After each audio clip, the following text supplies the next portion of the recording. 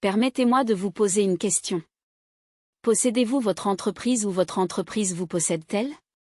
Au cours de la dernière décennie, en travaillant avec des entrepreneurs, des fondateurs et des propriétaires d'entreprises, l'une des choses que j'ai apprises est que c'est fou comment la chose que vous avez commencée, cette idée d'entreprise que vous aviez et que vous avez transformée en une entreprise réelle, devient une prison. Vous passez de la création d'une entreprise à avoir un emploi. Vous devez être au travail tous les jours pour faire le travail car si vous n'êtes pas là pour le faire, personne d'autre ne le fera pour vous. La question à vous poser est donc, comment pouvez-vous en arriver au point où vous travaillez sur votre entreprise et non pas dedans? Une expression souvent utilisée, mais néanmoins puissante? La question à vous poser est comment pouvez-vous arriver au stade où les systèmes ou le code de fonctionnement de votre entreprise sont ceux qui la dirigent, où vous pouvez réfléchir à votre entreprise, où vous pouvez opérer au niveau de prendre des décisions massives avec une seule décision. Il s'agit de construire des processus, des systèmes et un environnement permettant de vous permettre de le faire. Donc, lorsque nous avons créé l'école de l'échelle, nous nous sommes posé une question, pouvez-vous prendre 90 jours pour votre entreprise et votre entreprise prospérer toujours? Si la réponse est non, vous n'êtes pas un entrepreneur, vous êtes travailleur indépendant. Il n'y a rien de mal à être travailleur indépendant, si c'est ce que vous voulez. Mais si vous êtes un entrepreneur, vous voulez prendre votre entreprise, la développer et la faire passer à un niveau supérieur, vous voulez être capable de la transmettre à la génération suivante, ou éventuellement la céder et la vendre à quelqu'un d'autre, vous devez mettre en place des systèmes pour vous permettre de le faire, et c'est ce que représente l'école de l'échelle. Nous croyons qu'il y a 5 niveaux dans les affaires. Le premier niveau est celui où vous êtes le professionnel. Vous savez comment faire le travail, donc vous le faites vous-même. Vous savez comment faire le jardinage et l'aménagement paysager. Vous savez comment faire la plomberie. Vous savez comment faire la comptabilité.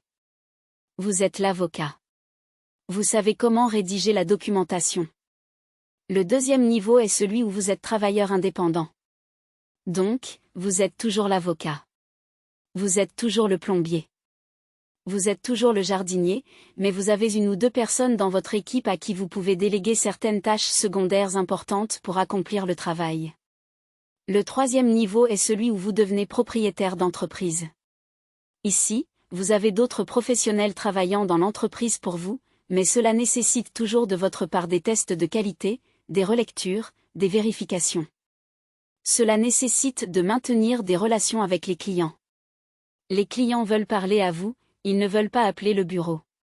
Cela nécessite de maintenir ces relations avec les fournisseurs, car si vous n'êtes pas là, il y aura un problème, quelque chose appelé risque de l'homme clé, le propriétaire d'entreprise.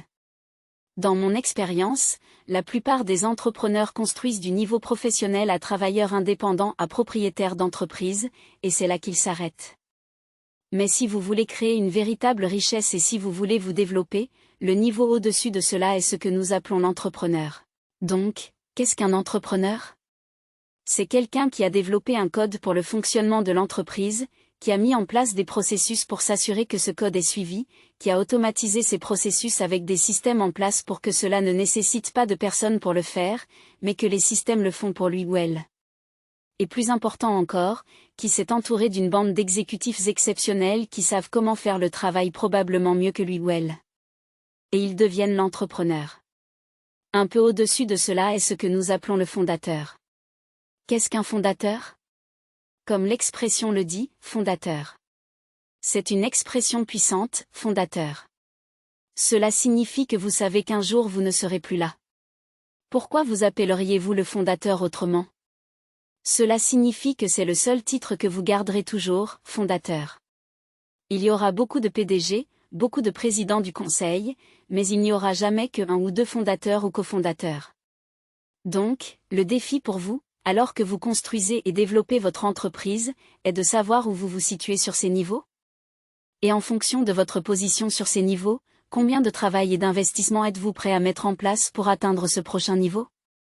Pour moi, cela s'est produit lorsque j'en ai eu assez de travailler tard. Mon plus jeune fils, j'ai manqué ses 3 premières années de vie parce que je n'étais jamais là, je ne l'ai jamais vu. Au moment où il se réveillait le matin, j'étais partie. Quand il se couchait le soir, je n'étais pas encore rentrée. Le week-end, lorsqu'il avait des rendez-vous de jeu, j'étais toujours absent en train de travailler. Aux réunions au bureau à travailler dur, me convainquant que travailler dur sur cette chose appelée mon entreprise était la bonne chose à faire car c'est ce que la société me disait. Elle me disait de travailler dur, de travailler 25 heures par jour, 7 jours par semaine. Ensuite, j'ai commencé à rencontrer des personnes plus riches que moi, en meilleure santé que moi, plus heureuses que moi, mais qui ne travaillaient pas aussi dur que moi, et j'ai commencé à demander, comment avez-vous fait? Et j'ai réalisé que je n'étais pas un entrepreneur. J'étais travailleur indépendant. Et donc j'ai dû revenir en arrière, faire un pas en arrière. J'ai littéralement dû laisser partir mon équipe et recommencer. De nouvelles personnes, de nouveaux processus, un nouvel ordre du jour. Mais cette fois-ci, pour ma propre santé mentale et ma liberté d'être un entrepreneur. Voilà ce qu'est l'école de l'échelle. Et si c'est un message qui vous parle, alors vous voulez cliquer sur le lien ci-dessous et vous assurer de contacter l'équipe. Maintenant, les critères sont stricts. Vous devez réaliser un chiffre d'affaires d'au moins $1 million américains par an avant même que nous ne vous considérions pour l'école de l'échelle. Et pour ceux d'entre vous qui ne le font pas, bonne chance, et j'espère que vous pourrez y arriver éventuellement. La raison pour laquelle nous avons fixé ce critère au minimum est parce que franchement, jusqu'à ce que vous y arriviez pour la plupart des entreprises, vous êtes en train de réfléchir et de tester encore. Vous n'êtes pas encore sur votre lancée.